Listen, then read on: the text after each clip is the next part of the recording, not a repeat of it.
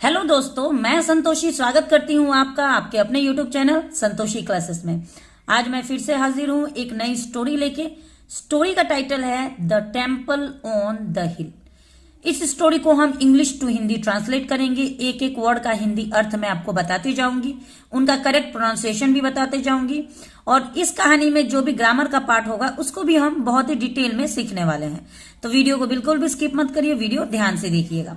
और जो भी नया स्ट्रक्चर आपको ऐसा लगे कि आपके काम का है तो आप उसको नोट भी जरूर करें। तो सबसे पहले स्टोरी का टाइटल देखते हैं, द टेम्पल ऑन द हिल।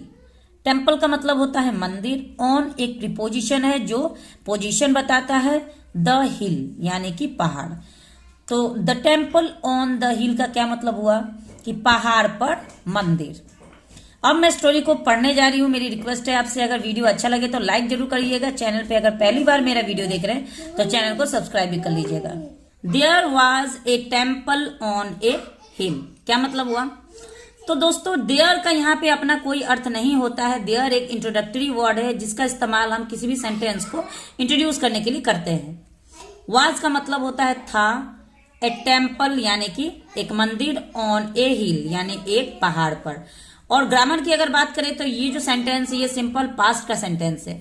जब भी हम सिंपल पास्ट में कोई वाक्य बनाते हैं, सेंटेंस बनाते हैं, तो वहां पे हम वाज या वेर के साथ नाउन या एडजेक्टिव लेके कोई वाक्य बना देते हैं। तो वैसे वाक्य को हम सिंपल पास्ट का वाक्य कहते हैं। सिंपल पास्ट के वाक्य में कोई वर्ब का इस्तेमाल नहीं होता है। आप देख सकते हैं यहाँ पे कोई वर्ब का इस्तेमाल नहीं हुआ है। तो there was a temple on a hill का क्या मतलब हुआ कि एक पहाड़ पर एक मंदिर था। ठीक है, अब आगे देखते हैं। The priest of the temple was very old. ये वाक्य भी सिंपल पास्ट का वाक्य है क्योंकि यहाँ पे भी कोई वर्ब का इस्तेमाल नहीं किया गया है। यहाँ पे एडजेक्टिव का इस्तेमाल किया गया है, ओल्ड। ओल्ड मतलब बूढ़ा। तो द प्रीस्ट मतलब होता है पुजारी, प्रीस्ट का मतलब होता है पुजारी, ऑफ द टेम्पल यानी मंदिर का, ऑफ मतलब का। तो द प्रीस्ट मतलब पुजारी, ऑफ द टेम्पल मतलब मंदिर का, वाज मतलब था, वेरी ओल्ड मतलब बूढ़ा, बहुत बूढ़ा। तो मंदिर का जो पुजारी था वो बहुत बूढ़ा था। वन डे ही पास्ड अवे। तो दोस्तों, ये वाक्य जो है ये पास्ट इंडेफिनिट का एफर्मेटिव वाक्य है। तो पास्ट इंडेफिनिट में जब भी हम कोई एफर्मेटिव वाक्य बनाते हैं तो वहां पे हमें वर्ब के सेकंड फॉर्म का इस्तेमाल करना होता है। यहाँ पे आप देख सकते हैं पास्ट, पास्ट वर्ब का सेकंड फॉर्म है। पास्ट का मतलब होता है अब देखिए यहाँ पे पास्ट अवे जो है ये कोई रास्ते से गुजरना नहीं है कि पास्ट अवे का मतलब होता है कि रास्ते से गुजर गए, नहीं, ये जिंदगी से गुजर गए। तो वन डे ही पास्ट अवे का मतलब हुआ कि एक दिन वो मर गए। When Akbar heard the news, ये वाक्य भी पास्ट इंडेफिनिट का एफर्मेटिव वाक्य है। हर्ड, हर्ड हियर का सेकंड फॉर्म है। हियर का मतलब सुनना और हर्ड मतलब सुने। तो when Akbar heard the news यानी व्हेन मतलब जब, अकबर, हर्ड मतलब सुने, द न्यूज मतलब खबर। तो यह खबर जब अकबर सुने, he sent Birbal to choose the next priest. He sent, he एक प्रोनाउन है जो कि अकबर के लिए यूज किया गया है। यहाँ पे ही सेंड का मतलब क्या हुआ कि उन्होंने भेजा। सेंड का सेकंड फॉर्म सेंट, सेंड मतलब भेजना, सेंट मतलब भेजा। तो उन्होंने भेजा बीरबल टू चूज यानी चुनने को, द नेक्स्ट प्रीस्ट यानी अगला पुजारी, कि अब वो मंदिर में जब जो बूढ़ा पुजारी था वो तो मर चुका है, अब उस मंदिर की देखरेख के लिए एक नया पुजारी चुनने के लिए अकबर ने बीरबल को भेजा। Birbal stood at the foot of the hill and told the candidates, climb up the hill and meet me in the temple within half an hour. तो दोस्तों, ये वाक्य जो है ये भी पास्ट इंडेफिनिट का एफर्मेटिव वाक्य। यहाँ पे स्टूड, स्टैंड का ये सेकेंड फॉर्म स्टूड। स्टैंड का मतलब होता है खड़े होना, स्टूड मतलब खड़े हुए। तो Birbal stood at the foot of the हिल मतलब बीरबल पहाड़ की ऊंची चोटी जहां पे मंदिर था वहीं पे खड़े हो गए। एंड टोल्ड और बोले, द कैंडिडेट्स यानी जो भी अभ्यर्थी थे जो मंदिर में पुजारी बनने की इच्छा रखते थे, उन सारे अभ्यर्थियों से बीरबल ने कहा। क्लाइंब अप यानी ऊपर चढ़ो, क्लाइंब मतलब चढ़ना, अप मतलब ऊपर। क्लाइंब अप का मतलब हुआ ऊपर चढ़ो। द हिल यानी पहाड़ पर ऊपर चढ़ो। एंड, और एंड एक कंजंक्शन है जो दो वर्ड या दो सेंटेंस को जोड़ता है। मीट मी यानी मुझसे मिलो। इन द टेम्पल यानी मंदिर में आके मुझसे मिलो, with in half an our यानी कि आधे घंटे में ऊपर चढ़ के मुझसे आके मिलो, सारे अभ्यर्थियों से बीरबल ने कहा। The path was steep and full of brambles and rocks. यहाँ पे स्टीप जो है इसका मतलब होता है ढलान, ठीक है, ढलान, ढलान वाला जो पहाड़ होता है ना, जो ढलान की तरफ जाता है, तो जो रास्ता था वो ढलानदार था यानी ढलान वाला रास्ता था। एंड और फुल ऑफ ब्रैम्बल्स, ब्रैम्बल्स का मतलब होता है कांटे, ठीक है, कांटेदार रास्ता था। एंड रॉक यानी पत्थर, यानी पूरे रास्ते में कांटा और पत्थर भरा हुआ था। वन बाय वन यानी एक एक करके the candidates reached the temple. क्या मतलब हुआ?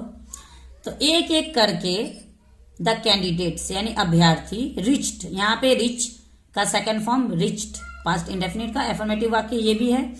रिच का मतलब होता है पहुंचना, रिच्ड मतलब पहुंचा। तो एक एक करके सभी अभ्यर्थी पहुंचे द टेम्पल यानी मंदिर में पहुंच गए। Birbal was about to announce the winner.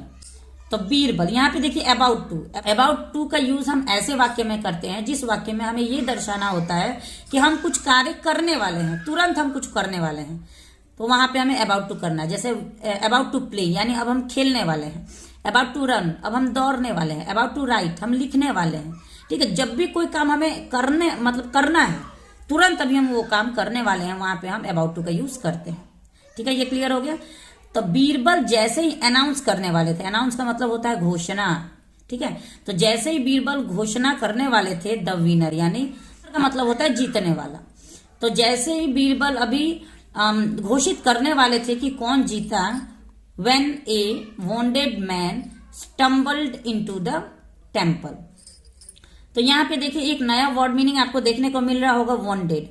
wounded का मतलब होता है घायल, मैन मतलब व्यक्ति, स्टम्बल्ड का मतलब होता है लड़खड़ाता हुआ, ठीक है, स्टम्बल्ड मतलब लड़खड़ाना। तो जैसे ही बीरबल घोषित करने वाले थे विजेता, तभी एक घायल व्यक्ति लड़खड़ाता हुआ इनटू द टेम्पल यानी लड़खड़ाता हुआ पहुंचा मंदिर में। What took you so long? What took, यहाँ पे टेक का सेकेंड फॉर्म took है। टेक का मतलब होता है लेना, took मतलब लिया। What took you मतलब क्या लिया तुम्हें, so long यानी इतना समय, यानी इतना लंबा समय तुम्हें क्यों लगा। My friend मेरे दोस्त, मंदिर में पहुंचने में सबसे ज्यादा समय तुम्हें क्यों लगा। सभी पहुंच चुके हैं और तुम अभी पहुंच रहे हो, और बीरबल देख रहे हैं कि वो तो घायल व्यक्ति है, फिर भी उन्होंने पूछा कि तुम्हें क्यों इतना समय लगा। आस्क बीरबल, बीरबल ने पूछा। द मैन सेड उस व्यक्ति ने कहा, से का सेकंड फॉर्म सेड कहा। Sir I was busy removing the rocks उसने कहा कि महाराज मैं व्यस्त था, बिजी मतलब व्यस्त, वॉज मतलब था, मैं व्यस्त था, रिमूविंग का मतलब होता है हटाने में, the rocks and the thorns, rocks का मतलब होता है चट्टान पत्थर, एंड द थॉर्न्स मतलब कांटा। तो मैं कांटा और पत्थर, रास्ते में जो भी कांटा और पत्थर आ रहा था मेरा, उसे हटाने में मैं व्यस्त था। ऑन द पाथ यानी ऑन द पाथ, पाथ का मतलब होता है रास्ता, तो रास्ते में आने वाले जितने भी कांटे और पत्थर मुझे मिल रहे थे, मैं वो सारे हटाने में व्यस्त था। So that devotees might climb up the hill easily. तो दोस्तों देखिए यहाँ पे आप देख सकते हैं डिवोटीज भी आपके लिए एक नया वर्ड मीनिंग हो सकता है जिसे आप नोट कर सकते हैं। डिवोटीज का मतलब होता है श्रद्धालु। तो सो डैट कि इसलिए मैं वो हटा रहा था, ताकि डिवोटीज का मतलब होता है श्रद्धालु, माइट क्लाइम यानी चढ़ सके, अप द हिल इजीली यानी पहाड़ पर आसानी से श्रद्धालु चढ़ सके। बीरबल सेड बीरबल ने कहा, वेल डन बहुत खूब, you are the new priest. अब बीरबल ने कहा कि बहुत खूब मेरे दोस्त, तुम नए पुजारी हो। आर मतलब हो, न्यू मतलब नए, प्रीस्ट मतलब पुजारी, तो तुम नए पुजारी हो। Anyone can walk on a difficult path. क्या मतलब हुआ? एनीवन मतलब कोई भी, कैन वॉक मतलब चल सकता है, कैन का यूज किया गया है, सकता सकती या सकते होगा। तो एनीवन मतलब कोई भी, वॉक मतलब चल, तो चल सकता है। ऑन मतलब पर, ए डिफिकल्ट पाथ एक मुश्किल भरे रास्ते में कोई भी चल सकता है। But only selfless people can take. But मतलब लेकिन, ओनली मतलब सिर्फ, सेल्फलेस का मतलब होता है निस्वार्थ, पीपल मतलब व्यक्ति, कैन टेक यानी ले सकता है, care of other people's interest. क्या मतलब हुआ?